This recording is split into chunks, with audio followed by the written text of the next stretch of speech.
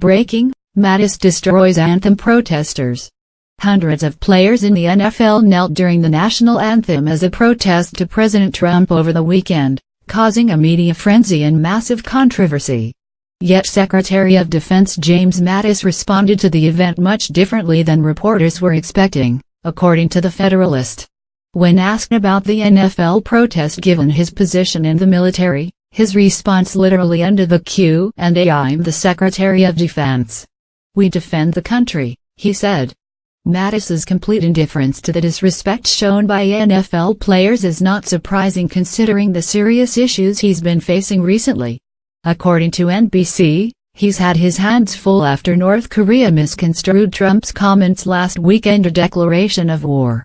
The alleged declaration of war was a tweet Trump sent out saying, "Just heard Foreign Minister of North Korea speak at UN. If he echoes thoughts of Little Rocket Man, they won't be around much longer." The mentioned North Korean Foreign Minister, Rhode Island Young-ho, told reporters that North Korea would respond to the comment by shooting down U.S. airplanes. "Since the U.S. declared war on our country, we will have every right to make countermeasures, including the right to shoot down the U.S. bombers even when they are not yet inside the airspace border of our country." He reiterated that Trump's comments were to be considered a declaration of war. Last weekend, Trump claimed that our leadership wouldn't be around much longer and he declared a war on our country.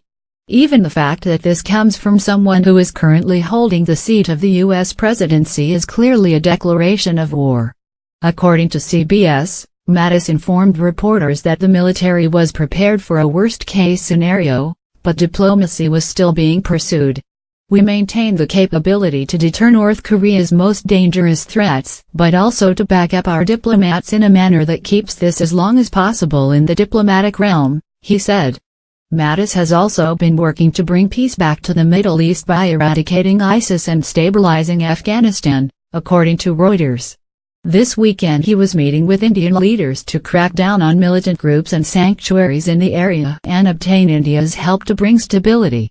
During a statement, Mattis declared, "There can be no tolerance of terrorist safe havens." As global leaders, India and the United States resolved to work together to eradicate this scourge. Mattis has also been assisting India with its efforts to strengthen their military and naval might in the face of what's considered assertive stances by China in the South China Sea. According to Dhruv Jaishankar, a specialist on India and U.S. relations, China is intimidating both the U.S. and India. He stated, "China looms very large for both countries. The strategic underpinning of India-U.S. defense ties is in the common concerns they have over China, over its revisionism." Secretary of Defense James Mattis has no interest in the NFL controversy. Does he have his priorities straight? Between the militaristic concerns of eradicating ISIS, striving to ensure long-standing peace in Afghanistan, assisting India's defense against looming China, and handling the growing threat of a nuclear attack from North Korea, it's no wonder that Mattis hasn't given a thought to the NFL protests. Mattis's statement reminds us that while the NFL protests are upsetting and a huge act of disrespect to our country and the military, it's not important enough to think about. These brave men and women busy working to defend the U.S. from looming threats to our safety don't have the time to worry about those ungrateful for their service.